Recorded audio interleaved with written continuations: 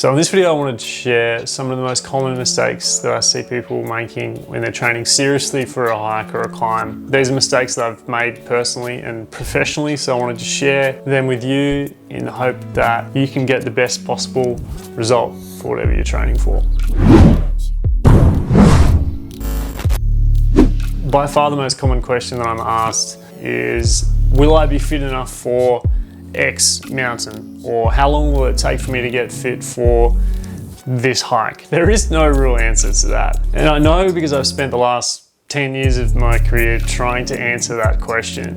That question tends to come from people who have a very limited amount of experience in their sport, whether it's hiking or mountaineering, climbing, or whatever it has to be. And I think the reason people ask that type of question is almost that they're seeking permission to go out and start training or start doing the thing that they need to do to prepare.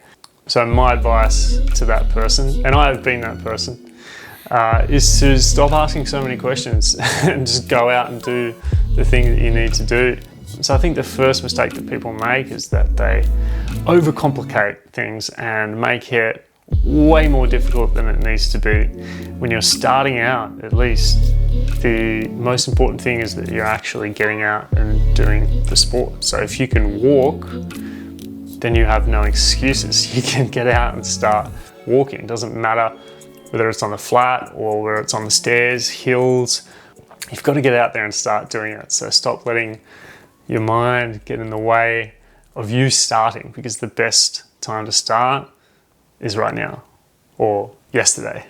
And that brings me to the second mistake that I see people making when they're training for hiking or climbing, and that is not paying enough attention to their overall health. Often in the world of fitness, we have those two terms interchanging, health and fitness.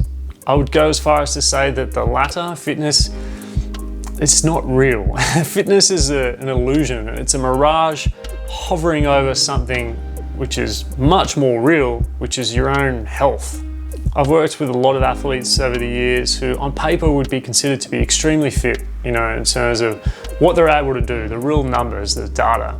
But when you look at the individual and see how their training progresses or doesn't progress, the reality is very different, and the underlying health of that individual is often really in jeopardy. I see people who are physically and emotionally exhausted. They have high lifestyle stress, high training stress. They're doing a lot of work, putting a lot of hours into their training, but at the same time, they're very susceptible to injury or sickness or any kind of illness. Their health is really balancing on this fine knife edge where a stiff breeze could blow them over and they could injure themselves, which means they're really struggling to progress, especially as they get older. And so often these individuals are always looking for the new perfect training program, because they're finding that they're repeating these cycles over and over, that they get injured and they think, well, this is not the training program for me, maybe this one is, and they look for the next thing and then the next thing and the next thing, and it just goes on and on and on. They're not making progress, when training should be very simple and it should not be overcomplicated. And right now I'm going to share one of the major things that I think is really important for athletes, beginners, or people that aren't doing any exercise at all should be paying attention to ensure that they're able to progress without adding extra lifestyle and training stress, which is going to break this system down. So the third mistake that I see people making a lot is confusing cardio with real targeted aerobic training. We're going to do a little bit of word association. So when I say the word cardio, what are some of the images that come to mind? More than likely, you'll be thinking heavy breathing, panting, sweating profusely, exhausted, laying on the ground at the end of the session. True aerobic training couldn't be further from that. It's entirely different. We have this psyche in our society, especially in the world of fitness, that prioritizes no pain, no gain mentality. And it simply doesn't work for endurance training. It doesn't work for fat loss. None of that is relevant to those two things if that's what you're interested in. And really doing the long, tedious, boring process of building your aerobic base is the answer to getting long-term fat loss results and building a long-term base of endurance with which all of your training can build upon.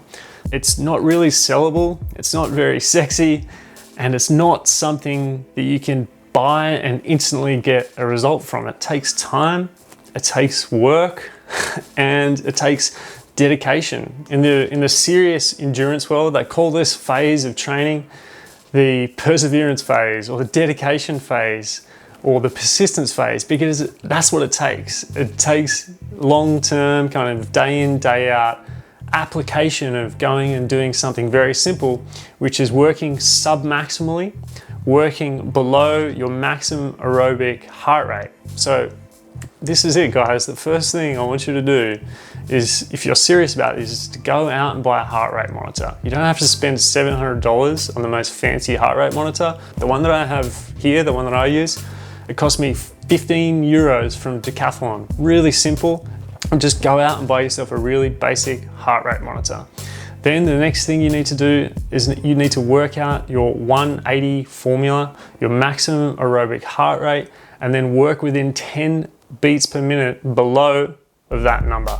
Now, this is not something I'm going to go into in this video. I've got a 4,000 word blog post on this. You can see it in the link in the description. It's free. You can go through the 180 formula, figure out where you need to be working, and then you can put your heart rate monitor on, and then you can start working. And you've got plenty of options to go out and do this. That's the beauty of aerobic training. The body doesn't discriminate. You could be cycling, rowing, hiking, stairs, trail running, running on the flat. You could be running on the treadmill. Really doesn't matter. Your cardiovascular system, your respiratory system, it doesn't discriminate. It doesn't care what you're doing as long as you're in that zone. And this is yet another thing in the world of fitness. This is very confusing. People are constantly asking me what heart rate zone they should be working in. Should I be working in zone 2, zone 3, zone 4? Guys, it's irrelevant, because there is 1,500 different variations. There's no consensus across the board on what zone 1 is or zone 2 is. And so for that reason, I just don't pay attention to any type of zone training, because it's different for every different watchmaker or manufacturer, or every different article that you read online has a different zone calculator. The one that I stick to, and what the vast majority of this video is based upon, is really good science from a guy called Dr. Philip Maffetone. He has a book called The Big Book of Endurance Training and Racing. This is it. It's a really interesting read. It can be a little bit dry. I mean, it's rock solid science. Read a page or two a day. Within a year, you'll know more about the world of endurance training than just about anyone on the planet, and you'll be able to implement that knowledge. I want to share something with you that my coach told me last week that really stuck with me, is that nothing of any real value can ever be taught. It has to be learnt by the individual who's learning it. It has to be internalized. You have to understand why you're doing things to be able to fully understand them and to integrate them into the practice that you're doing day in, day out. I try and integrate this knowledge as much as I can into the content that I create and into my programs as well. My very basic program Elements goes into this stuff a little bit deeper, but I do understand that a lot of people need more guidance than that, especially when it comes to the musculoskeletal side of things, the strength and conditioning side of things. That's kind of different. But in terms of aerobic and cardio-based training, what we would typically think of cardio, it's very, very simple. The fourth mistake that I see people making a lot is that they're training at the wrong intensity. And most of the time, if they're an experienced athlete and they're doing a lot of training, they're training too high. There's this perception that in order to perform fast, to race fast, then you have to run fast or swim fast or cycle fast or whatever it is. From my experience, what I've learned is that it's just not true. For me, I went from a base of doing basically no running at all, really very little aerobic activity, to gradually integrating sub-maximal aerobic work, doing it often, doing a lot of it, and gradually increasing that to the point where I was doing 30, 40 kilometers multiple days in a row and being quite comfortable being able to do that.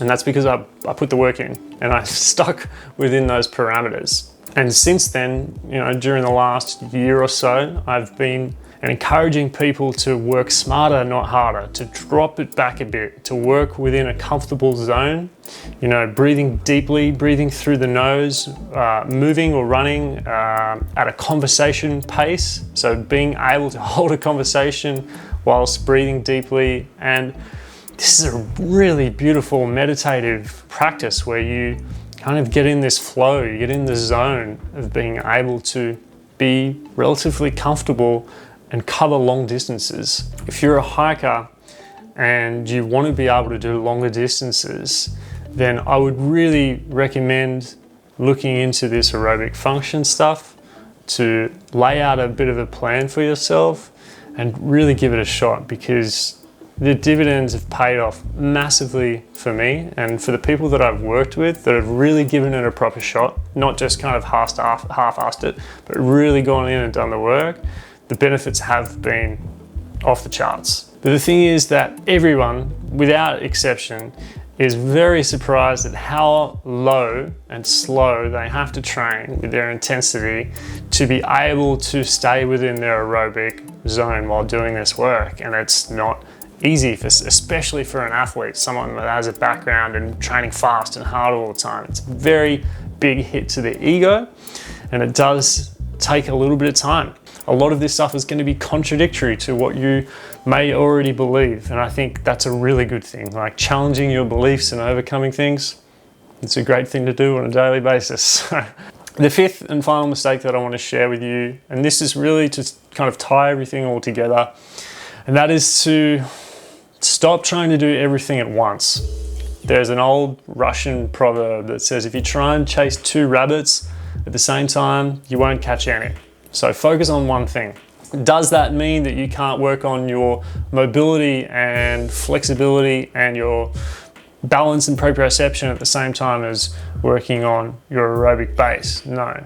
It just means that you have to pick a priority. So initially, I generally recommend for people to start working on their aerobic base, just to start walking. Now, if you have musculoskeletal issues, some of those issues may arise through you doing this training. More than likely, if you're just walking and you're working sub-maximally, more than likely you're just going to become aware of those issues while you're walking. Hopefully you do, rather than exacerbating them, which is what doing high intensity, high demand, high impact, that's the stuff that's probably going to keep you injured, which is just yet another reason to work smarter, not harder. As a strength coach, someone who focuses on strength, you might be wondering why I'm talking about this. Well, it's because that it all integrates. From my perspective, we can't just work on aerobic. Strength is a very necessary part of training, and that's happens to be where I do most of my work, where I focus most of my attention. But that can come at a later stage, depending on where you're at in your journey. If you're a real beginner, what I recommend is you build that aerobic base. You don't have to buy anything other than a heart rate monitor. You can go out and start building that aerobic base. 3 to 6 months, maybe 9 months, honestly, the longer the better. Then when you're feeling like you want to take things more into the vertical world, carry more weight in your backpack, then we can really start working on the strength components, and that's when some of my other programs might come into play. Maybe you've got knee issues. That's probably not going to be fixed by doing aerobic training. That's something from the strength and conditioning side that we'll have to look at from a strength and mobility and a movement perspective. But it's up to you which one you want to prioritize. Do you want to build your aerobic base first, or do you want to address the injuries or the strength component first? It's really totally up to you. But if this is, day zero for you and you're just starting to look into training for hiking and climbing, then what I would recommend, what I would offer you is to go and start building an aerobic base, because it will massively pay off in the long term. So rather than following what your friends or your Instagram heroes are doing for their training, or trying to find the magical program that's going to make you the fittest, most ultimate mountain climber in the world, Focus on you and your body and your experience. Start training. Stop asking questions and looking for the magical pill. Go out and do the work. Use the environment and the natural resources that you have around you to start exploring your backyard, exploring your body, and start experiencing your body and what it's capable of. There is no such thing as fitness. It is not real. What is real is health and being well. I'll leave you with that. I'll see you on the summit.